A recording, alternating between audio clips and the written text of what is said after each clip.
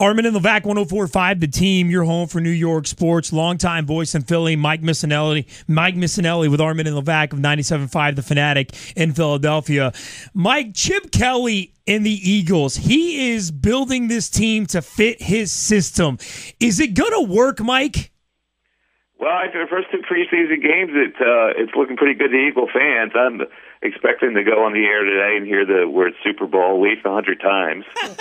Could be there's an over/under set at 100. I could go a little under, but these fans are really so desperate for this program to come to fruition, and they didn't really know what was going on coming into this year. So there was a very uncertain position, especially quarterback, two guards.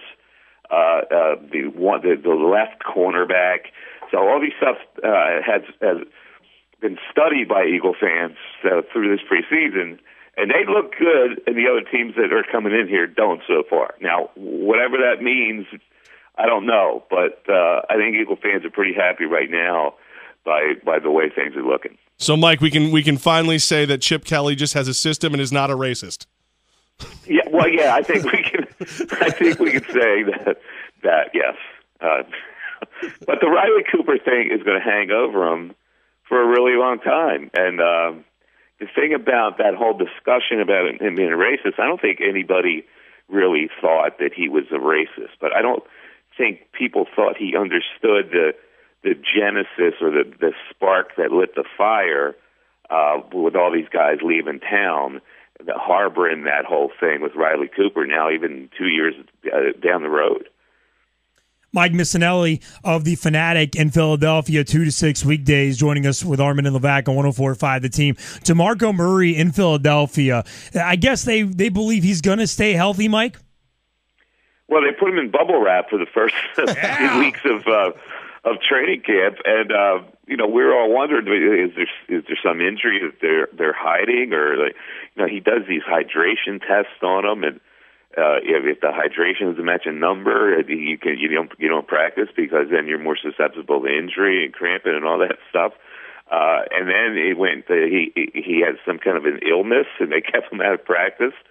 And then when he did get in, he very sparse carrying the ball going through drills, but. This is a weird Chip Kelly because his practices go 100 miles an hour, and they're really important to people. So when he's keeping out these guys, we really couldn't understand why because it seemed counter to the grain. But I guess he's just playing it real smart. I mean, even with Bradford, he played one series, and everybody wanted to see a little more in that game on Saturday night, and nothing doing. And he was okay. He didn't dazzle. I guess the best thing you can say about Bradford, he survived two monster hits. One that Terrell Suggs hit him below the waist, and everybody in Philly thought was a cheap shot. And then he got plowed straight and driven into the ground, and that one seemed to be worse. He got out a little slower. But he survived, as far as everybody knows, and the preseason Game 3 is the most important one, so we'll see what happens with him. Well, if something does happen at Bradford, will Tim Tebow be one of his backups? This is the million-dollar question here. I don't think he will. And here's why. Because Chip Kelly, at the end of the day, is a smart football guy. And as intriguing as it is to keep Tebow, because he runs the read option, and he scored a touchdown the first preseason game running the read option. The problem is this. If you make him your third-string quarterback, you're chances are have to activate him, and then you take a special team spot away on game day Sunday. Besides that, if he's your third-string quarterback, Bradford's got a tenuous injury history. If he goes down and then Sanchez goes down, Tim Tebow's your quarterback for the rest of the season, and you can't win with him. Now, I'm going to say that Matt Barkley is, an NFL legitimate starter, but he does things more conventionally and can at least throw the ball in his system a lot better than Tim Tebow. So I think when cut-down day comes, it's going to be, good effort, kid, and, the Pope might be upset coming to Philly that he's not on the roster, but I don't think he's going to make it. Mike Missanelli with Armen and Levack. Is Bradford and Murray an upgrade over Foles and McCoy? For Chip's system, it looks that to be so. I mean, he didn't like Foles from the jump. You could tell there were some things that Foles just didn't do, get the ball out of his hands quick, that he couldn't live with. And I think really Mariota was a target, but he figured if he couldn't get Mariota, which was beyond, the odds to get Mariota in the draft were real slim, that this was an upgrade, that he liked Bradford a lot better than Foles. So I would say, yeah, Shady McCoy just wasn't his type of runner. And I know a lot of people around the NFL they don't understand that. Now he's up where you guys are. By the way, how's his hamstring? Tweaked. I believe, but that won't stop him from having a big party or something this week. That might be where he tweaked it, actually. Yeah, possibly. But he just didn't like the fact that he didn't get it all. There were many times last year where you saw him berate Shady. Get it in there, like he just didn't want to go from point A to point B.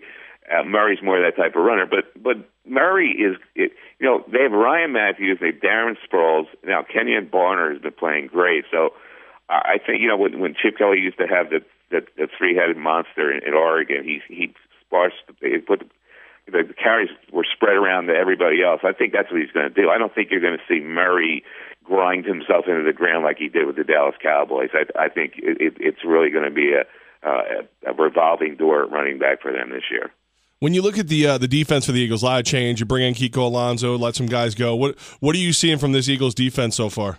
Well, the front three is good. They got pushed around a little bit against Baltimore, but the front three is solid. I mean, you can't beat Benny Logan and Fletcher Cox and Cedric Thornton. The linebacking situation we really haven't seen because those guys haven't played. Alonso hasn't gotten on the field yet. Michael Kendricks hasn't gotten on the field yet. D'Amico Ryans hasn't gotten on the field yet. So what we looked at is Brandon Graham, first-time starter on the outside, and Connor Barwin's an all-pro. So Graham needs to be studied a little more. This is really his first time as a full-time starter. But if they're all healthy, I mean, they've got a pretty good rotation, pretty fast and swift. So their front seven, I think, is going to be really good. Mike Missanelli, 97.5 The Fanatic in Philly. Mike, fans in Philly are optimistic, as you just said. Are you optimistic? Can the Eagles be the best team in the NFC East? Yeah, I think they are. I think the expectations, at least for me, is that you got to do better than what you did last year, and that means to be at least 11 wins, a division championship. You got to win at least one playoff game. I don't know where they stand. The preseason is nice. They kicked two teams, but I don't know if they're in the Green Bay Seattle level yet. Although Green Bay's circumstances have just changed with Jordy Nelson, so I think Philly fans expect them to win this division and win at least one playoff game, which would be progress from what they did last year. But the other side of that is if they don't do that, and Bradford isn't what Chip Kelly thought he was, then you're starting all over with another quarterback in the fourth year of Chip Kelly's regime. So that's the stakes are high. Well, and because Chip Kelly's changed his team so much, I mean, is it more so for Chip Kelly that if he's successful, he's a genius, and if they fail, he's a complete dumbass? I mean, is it that much of a gap more than most coaches? That's the perception that he's the smartest guy in the room. Yeah. And, he might be. I don't know. I have to see results. I don't see 2 10-win seasons as he's the smartest guy in the room. But he's got to show some progress. And when he makes a transition like he made with his team, he is saying, my way is better.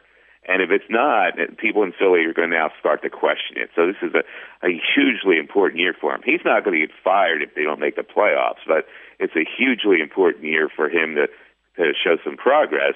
The stakes are high. He selected a quarterback who had 2 ACL surgeries. That guy's got to survive. That guy's got to make them a winner. And if he doesn't, then people are going to start to question whether the guy knows what he's talking about, this head coach. Yeah, Mike Missanelli, hear him on 97.5 The Fanatic in Philly, weekdays 2 to 6 on Twitter at MikeMiss975. Mike, this was fun, man. Thanks so much for kicking it with us today. My pleasure, guys, and good luck to those Bills. Yeah, they'll take it. All right, take care.